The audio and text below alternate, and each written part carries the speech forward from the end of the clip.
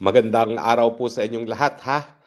Ay nako, sana po kayo'y lahat ay nasa mabuting kalagayan. Ang ating dasal po ay naroon sa ating mga kapatid na nasalanta ng bagyo at ng lindol, lalong-lalo na po sa tinuturing kong aking sariling probinsya, sa probinsya ng Cebu. Ang tinamaan pa naman po yung lugar na pinakamalapit sa akin, yung Daang Bantayan, yung Medellin, yung Bogo, yung Bantayan, no? So sana po lahat ng aking mga kaibigan, ang ating Ate Kit, ang lahat ng aking mga kaibigan diyan sa Bogo, ay sana lahat po kayo ay nasa mabuting kalagayan. At pinagdadasal po natin na makabangon po sa lalong mabilis sa panahon, hindi lang po ang ating mga kapatid sa Cebu, kundi yung mga nasalanta rin ng bagyo, lalong-lalo na po diyan sa Masbate rin at saka diyan sa probinsya ng Cagayan. So in fact, you are all part of our prayers. At ako naman po, bagamat tayo mag-uusap pa rin tungkol sa politika, uunahin muna po natin yung paghihingi ng dasal at tulong para po sa ating mga kababayan sa Cebu, lalo-lalo na, at yung mga nasalanta ng bagyo. Lalo na meron na namang parating na low pressure area sa Pilipinas. Lord, please take care of all the victims, provide them with all their necessities, safeguard their lives, and give them hope to rise and continue the fight. Anyway, hindi po tayo bibitiw. Bagamat tayo po'y malayo, dati-dati naman po, basta merong aberya, nakakagawa tayo ng paraan para magparating ng tulong. Tutugod po tayo dun sa sinabi ni Mayor Pam na kinakailangan ay tubig at saka yung ready-to-eat food. Nagsosource na po tayo ngayon ng tubig at saka ng canned goods, no, ng paparating po natin dyan. Lalong-lalo na dun sa distrito na, paborito ko po naman na distrito, no, dyan po sa Cebu. Well, as you can see, inuubo pa rin po tayo. At ako po talaga ay kahapon ako'y nagpahinga lang. At ang sabi ko siguro kinakailangan talaga ipahinga ito para tuluyan ng gumaling.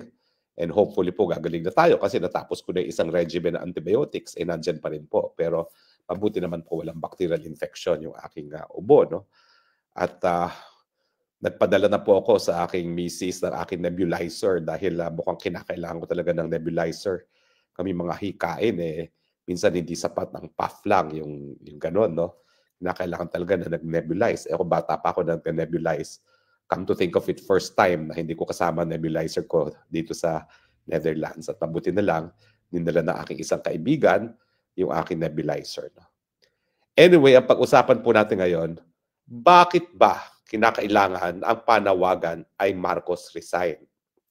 Nakita natin na controversial ito noong Setyembre 21 kasi yung mga nagpunta sa Luneta sa ilalim ng mga dilawan ay ayaw sumigaw na Marcos resign.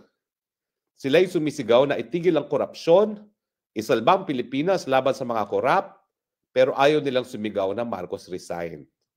Well, siyempre, ang kadahilanan ng mga dilawan at yung iba pang mga grupo na tumututol sa korupsyon, pero ayaw pa-resignin si Marcos ay isang dahilan labang. Dahil ayaw nila na maging presidente ang constitutional successor na si VP Sara. So ang tanong, bakit kinakailangan Marcos resign? Ang sagot, unang-una, dahil si Marcos ay inkompetente bilang isang leader. Walang solusyon sa mga pangangailangan ng tao kapag nagkaroon ng dilubyo, bagyo or lindol. Walang solusyon sa patuloy na pataas sa presyo ng bilihin. Walang solusyon sa kakulangan ng trabaho, sa kababaan ng sweldo, at sa issue ng korupsyon at kagutuman. Inkompetente. Marcos resign dahil siya ay wala sa tamang pag-iisip. Siya ay pinaghihinalaan na gumagamit ng cocaine. At hanggang ngayon, binibigo ang karapatan ng taong bayan sa impormasyon at hindi siya nagpapasinungaling sa mga paratang nito sa pamamagitan ng isang hair follicle test. Marcos resign dahil siya mismo ay corrupt. Dahil alam naman natin po na ang kanyang pamilya ay sinabi na nga ng Guinness Book of World Record na isa sa pinakakorap na pamilya na namuno sa kahit anong bansa sa buong daigdig. Marcos resign dahil talagang siya, gaya ng sinabi ni Tatay Digong, ay isang weak leader. Pero pinaka-importanting dahilan sa panawagang Marcos resign dahil nais natin maging Pangulo ang Inday Sara Duterte. Alam niyo po, hinahangaan ko si Inday Sara Duterte dahil siya mismo ayaw magsabi ng Marcos resign. Yan po ay dahil sa kanyang delikadesa na dahil siya ang constitutional successor, hindi naman dapat na itulak niya ang kanyang pagiging presidente sa panawagan ng Marcos resign. So naiintindihan ko po yun kung bakit hindi siya nananawagan ng Marcos resign. Dahil ayaw niyang itaas ang sarili niyang bangko dahil siya nga ang tatalagang susunod na presidente kung tuluyan na nga magbitiw si Marcos. Pero wag po natin isipin na yung delikadesa ni Inday Sara ay isang ebidensya ng vacuum in leadership. Hindi po. Alam na alam bilang abogada ni Inday Sara Duterte na kapag ang Marcos ay nawala sa posisyon, either dahil sa resignation, sa kamatayan, or sa sakit na hindi na siya makaka-recover, siya at siya lang ang pwede maging presidente. So sa kanya, bagamat talagang wala ng karapatan mamuno ang Marcos dahil sa pinatunayan niyang incompetence at kawalan ng tamang pag-iisip, hindi niya sasabihin yon, hindi manggagaling sa bibig niya yon dahil nga po sa delikadesa ni Inday Sara Duterte. Pero hindi po ibig sabihin yan na hindi niya alam ang kanyang responsibilidad. Ang pinakamalapit na pruweba sa aking karanasan kay Inday Sara ay ang sinasabi niya na kahit ano pang mangyari, siya ang constitutional successor. At ang sinasabi niya sa kanyang ama nung panahon na pinipilit niyang mag-resign si VP Sara hindi lang bilang kalihim ng DepEd kundi ng Vice President, ay yung sinabi ng tatay niya sa kanya na kapag siya'y sumumpa sa katungkulan, gagawin niya yung katungkulan, no? Kung kinakailangan talaga, no?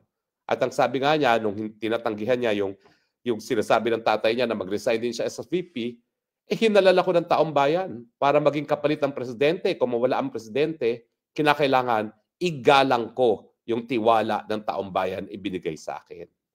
Pero dahil hindi nga power-hungry si Inday Sara at hindi naman siya atat na mag-take over sa lahat ng problema na ginawa ni Marcos Jr., lalong-lalo na dito sa problema ng korupsyon na naging systemic na at naging bahagi na nga ng kultura, lalong-lalo na sa Malacanang at sa Kongreso, siyempre, hindi naman siya eager beaver para sumunod na presidente. Yan po ang dahilan kaya hindi pa nababanggit ni Inday Sara ang Marcos resign. Pero importante po sa lahat sa atin na naniniwala sa demokrasya na panindigan ang Marcos resign. Kasi nga po, ang mga dilawan, unang-una, sinabi na po yan ng apo ni Cory Aquino, na doon sa Luneta, wala bang Marcos resign dahil ayaw nila mag-take over si Inday Sara Duterte. At sino pang ayaw mag-Marcos resign? Ang supporters pa rin ng Marcos, lalong-lalo na ni Amy Marcos. Dahil si Amy Marcos mismo ay hindi nananawagan ng pagbibitiw ng kanyang kapatid. Tinitira niya ang kanyang pinsan na si Martin Romualdez at dito nga sa iskandalo ng flood control, para bagang ang responsibilidad sa korupsyon ay tumitigil lamang kay Martin Romualdez. Hindi po ang responsibilidad sa korupsyon sa flood control. Umaabot po yan sa presidente. Dahil presidente unang-una nagtalaga kay Martin Romualdez dyan, na siya naman nagtalaga rin doon sa Zaldico. Na si Marcos Jr. ang gumagawa ng pantaunang budget kung saan lahat ng mga ninanais sa proyekto ng mga congressman at senator ay nakapaloob. At si Marcos Jr. din ang hindi nagveto sa mga insertions na ipinasok ng mga congressman at senatong. At siya rin ang pumirma ng batas ng pangtaunang budget na pinanggagalingan ng kinukurakot ng mga politiko. So the buck stops with Marcos, pati po dito sa korupsyon ng flood control. Kaya nga po ako nagtataka kung bakit, bagamat hinahangaan ko si Chis Escudero, abay yung katalumpati niya, ang tinutumbok lang niya si Martin Romualdez. Ako rin po, rinirespeto ko si Ping Lacson. Pero bakit parang ang pananalita ni Ping Lacson, abay walang kinalaman ang Marcos Jr. dito sa korupsyon ng flood control. At parang ang gusto lang ni Ping Lacson ay tumigil kay Martin Romualdez at yung mga kapwa niya mga senador. Hindi po. Kung talaga tayo ay seryoso sa kampanya laban sa korupsyon, ang tutumbukin pa rin sa korupsyon sa flood control at sa DPWH ay ang Marcos Jr. Pero balik po tayo, bukod sa dilawan, ang hindi nananawagan sa pagre-resign ni Marcos ay si Amy Marcos dahil alam niya na bilang kapatid, gusto niyang matapos ang termino ng kanyang kapatid at sa pananaw ni Amy Marcos at siguro ng buong angkan ng Marcos na nais pang isalbang pangalan ng Marcos, ang naninira sa pangalan ng Marcos ay si Martin Romualdez. Hindi at saka si Liza Araneta. Yan naman po ay sinabi na mismo ni Amy Marcos. Pero hindi po totoo yun. Dahil ang hinalal na presidente ay ang kapatid niya. At kung siya ay pumayag na ang humawak ng kapangyarihan ay si Martin at si Liza Araneta, wala pong dapat sisihin na iba kung hindi si Marcos Jr. Kaya nga po, nagkakaroon ng hidwaan dun sa mga bumabatikos sa gobyerno ni Marcos dahil maraming kakampi talaga si Amy Marcos at hindi nila maging panawagan ang Marcos resign. At yan naman po ay katotohanan dahil si Amy Marcos bilang kapatid ay nais matapos ang termino ng kanyang kapatid. Bagamat kung todo suporta siya siguro kay BP Sara pagdating ng 2028 elections. Pero sa ating sambayan ng Pilipino, hindi na natin kayang mag-antay hanggang 2028. Tignan nyo na po nangyari sa ating ekonomiya. Nag-all-time low na po ngayon ang stock market. Yan po ay barometer kung paano kasigla ang ating ekonomiya. Malnourished na po ang ating ekonomiya. Bakit naman hindi babagsak ang ating ekonomiya? Inaway ng todo ng Marcos Jr. ang China na pinakamalaking namumuhunan at number 1 trading partner ng Pilipinas. Natural. Kapag inaway mo ang number 1 trading partner ng Pilipinas, mas kakaunting saging, mas kakaunting durian ang bibilihin ng China sa atin. At ngayon po, yun nga po, nangyari na. Bumibili na sila ng saging, ng durian, pati ng coconut sa Vietnam instead sa Pilipinas. At siyempre, dahil inaaway natin ang numero 1 nagbibigay ng turista dito sa ating parte ng daigdig sa Southeast Asia, natural, halos wala ng Chino na pumupunta sa Pilipinas. Dahil nga po, sinasabihan na mismo ng gobyerno, wag na wag kayong pumunta sa Pilipinas dahil tatargeting kayo dyan bilang kalaban ng mga Pilipino. So kahit anong gawin ng ating kalihim ng Department of Tourism, kahit magkano pang gastos nila for tourist promotion, kapag sinasabihan ang mga Chino ng kanilang gobyerno na wag pumunta sa Pilipinas at hindi kayo ligtas dyan, walang mangyayari. Now, meron pang pong mga pangatlo na ayaw sumigaw ng Marcos resign. Ito po, yung mga ayaw kay BP Sara, pero ayaw din kay Marcos at ang gusto, yung mga walang mandato ang maging leader. Ito po yung nagnanais na magkaroon ng junta. Ano ba yung junta? Well, alam niyo po kasi, ang junta, ibig sabihin dyan, militar ang mamumuno. Kasi sa totoo lang, dahil ang may hawak ng barel ay mga militar, siyempre, pag sila ay nagpatalsik ng gobyerno, sila magmumuno at ito nga po ang model doon sa mga karatig bansa natin, gaya ng Thailand, na talaga naman po wala ng demokrasya dyan. Talagang militar po nagro-rule dyan sa mulat mula at ngayon po sa Burma. So, bakit ayaw ng mga pro-junta si BP Sara? Kasi ayaw nila si BP Sara, full stop. Ayaw nila sa Duterte. Karamihan ng supporters dito sa junta ay mga militar na talaga naman ang pag-iisip ay pabor sa mga Amerikano. Sila yung mga amboys na nasa ating militar. Sila po talaga bilang kabahagi ng hukbong sandata siguro ay talagang hindi na masikmura ang korupsyon. Pero dahil sa kanilang brainwashing na ang tanging magsasalba sa ating bayan ay ang mga Amerikano, ayaw nilang isang Duterte dahil ang perception nila ang Duterte ay papanig sa China at hindi sa Estados Unidos. Hindi naman nila naiisip na kapag pumanig ang Pilipinas sa China, lalong-lalo na pagdating sa ekonomiya at sa turismo, yan ay dahil magdudulot ito na mas maraming pagkain sa hapagkainan ng mga Pilipinong mga pamilya. Pero itong mga grupong ito, dahil nga po sila ay bulag-bulagan at sunod-sunuran sa mga Amerikano at ginagamit ng mga Amerikano, alam nila na talagang kung hindi sila magpapalit ng gobyerno, sa pilitang mapapaalis si Marcos sa posisyon. At kesa naman mag-take over ang mga Duterte, gusto nitong mga pro-Americans neto na mga maka-Amerikano na ang magte-take over. Kaya nga po naririnig nyo dyan, oy, may mga bali-balita na Gibo Teodoro at Browner daw ang uupo sa hunta. Nako, wag po natin silang hayaang magtagumpay sa kanilang maitim na plano. Dahil importante pa rin po na kung magkakaroon ng bagong gobyerno, dapat meron pa rin basbas ng taong bayan. That's how democracy works. Hindi po pwedeng mamuno ang walang mga mandato.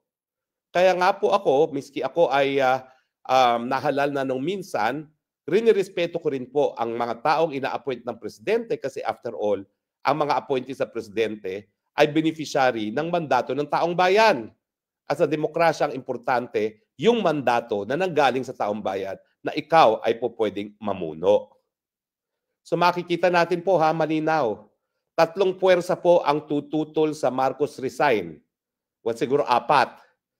Si Marcos Jr. mismo, si Ferdinand, si Martin Romualdez at si Zaldico at si Lisa Araneta Marcos dahil gusto nilang magpatuloy ang kanilang bonanza. Pangalawa, yung si Amy Marcos dahil kapatid niya si Marcos Jr. Pangatlo, mga dilawan kasi anyone but another Duterte.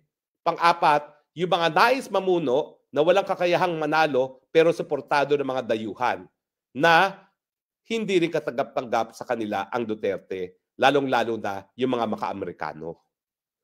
Sila po ang dahilan kung bakit sisigaw sila na itigil na ang korupsyon, tama na, sobra na ang korupsyon, pero hindi nila sasabihin ang Marcos resign. Hindi po pwede yun. Dahil kung dapat matigil na ang korupsyon at ang pagtigil ng korupsyon ay paninipa kay Marcos, kinakailangan ang ipapalit ay meron din mandato na galing sa taong bayan at iisa lang po ang ganyang merong mandato, wala pong iba kundi si VP Sara Duterte. So dun sa mga nangangarap na magkaroon ng kapangyarihan na walang mandato, itigil nyo na po yan. Kung gusto niyo po, pumasok kayo sa larangan din ng politika. Dahil napatunayan naman po ni Presidente Duterte once and for all, hindi mo kinakailangan maging mayaman, hindi mo kinakailangan maging sikat, dahil pag ikaw naman talaga ay mayroong track record sa paninilbihan at mayroong katapatan at may paninindigan laban sa korupsyon, ikaw naman ay bibigyan ng basbas ng taong bayan. Yan po ang importante ng pagiging presidente ni PRRD. Siya po itong tumakbo noong 2016, walang malaking budget, walang magagarang mga TV advertisement. Lahat ng advertisement po doon, pinaghatian ni Marojas at ni Jojo Buynay. May kaunti nga si Miriam, pero si Tatay Digong halos wala. Ang naalala ko lang na advertisement doon, si Tatay Digong nagsasalita katabi ang Philippine flag. At ang nangangampanya sa kanya ay sa larangan lamang ng social media na walang gastos sa mga panahon na yon. Dati, ngayon, mahal na rin ang internet advertising. No? Pero wala namang kaduda-duda sa akin na marami doon sa mga gustong magkaroon ng hunta na lang ay nagmamahal din sa bayan.